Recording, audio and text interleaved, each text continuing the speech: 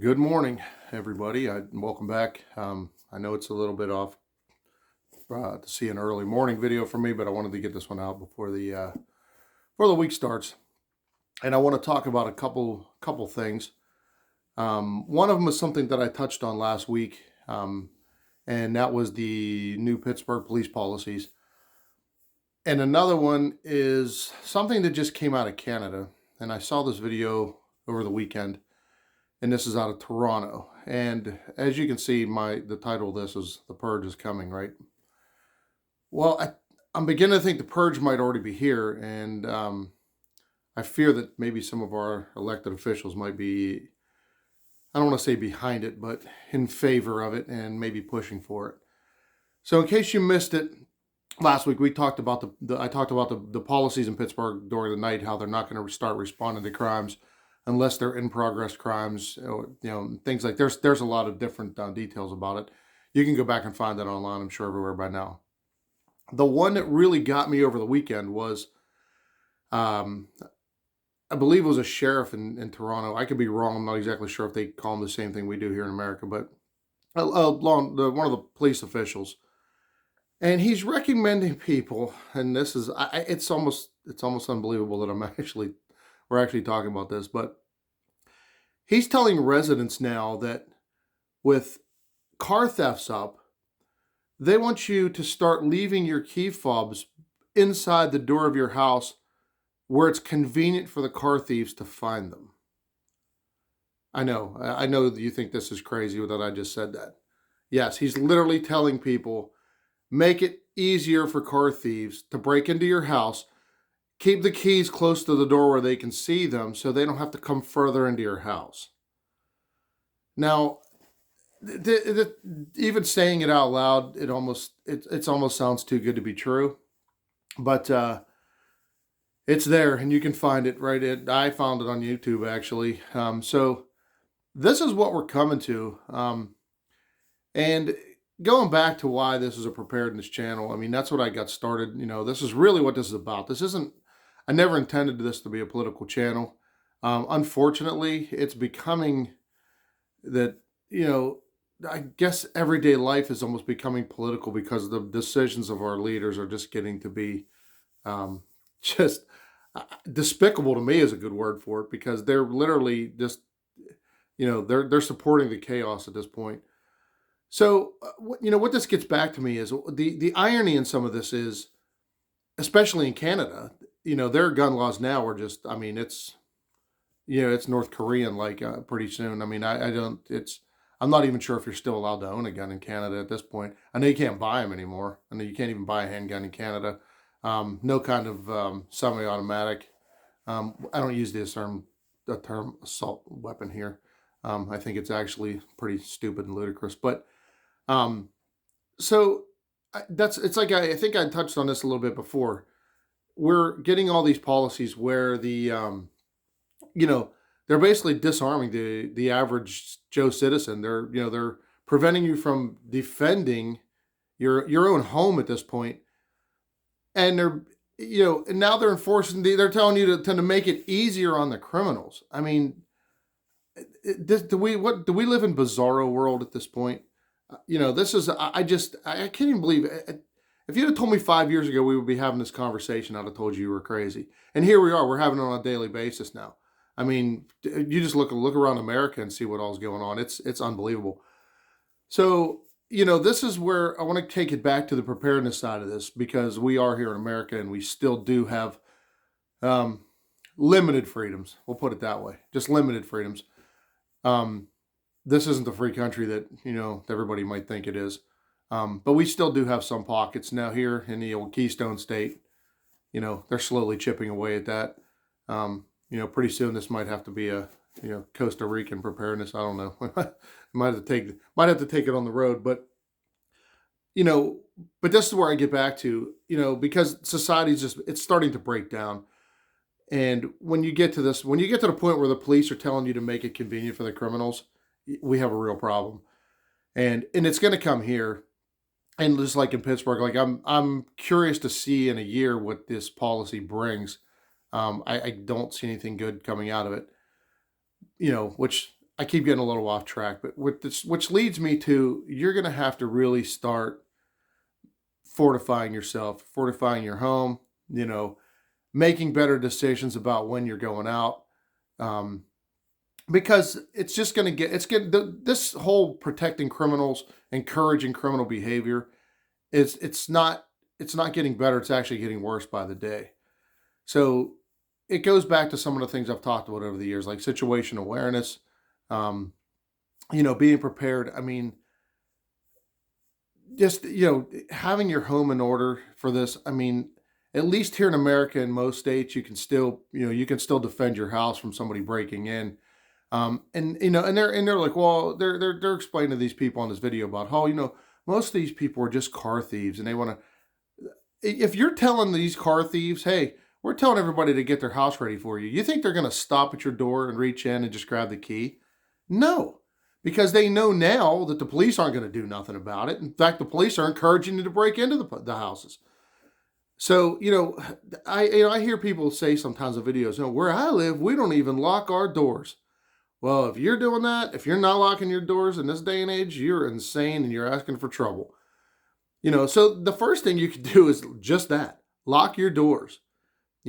Fortify your doors a little bit. Put longer, put deadbolts on your doors.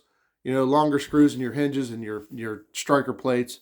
You could do basic things to, for that. To get at least minor things. Start putting cameras up, if you can. Arm yourself.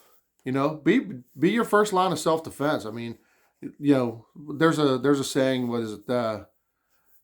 When I can't even remember how it goes. In an emergency in seconds, police are minutes away. Something like, emergency happens in seconds, but police are minutes away. Something like that. You have to be your own first responder, and you have to be your first line of defense. Especially when it comes to your family. This is not gonna end well. Now, granted, this hasn't come here yet, but I see it coming here. You can already see how, I like how they're manipulating the statistics on crime. Crime is down, in all these cities. It's not down. Reporting of crime is down, and prosecuting a crime is down. So if you have, 5,000 robberies in a year, and they only prosecute 500 of them, they could say, oh, well, 500, we only had 500 robberies as opposed to 5,000 last year. No, they're still happening. They're just basically lying about the statistics. And you have these woke DAs that are just letting people walk. They're not prosecuting people. Now they're telling these stores they won't even prosecute them if they steal $1,000 or under.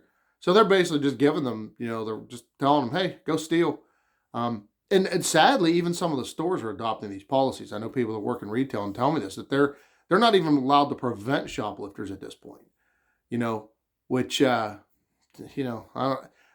kind of agree with it, because most people aren't paid enough to put themselves in harm's way just, to save somebody from stealing stuff. But, we're going to have to get to a point where you just can't go into a store anymore. You're going to have to place your order online and pick it up at a window somewhere. And I wouldn't blame stores for doing it. I mean, to be honest, I don't even know why some of these stores are still in these dangerous communities. Places like Pittsburgh. I mean, you're not going to be able to be open at night anymore. These 24-hour places, it's just going to go away.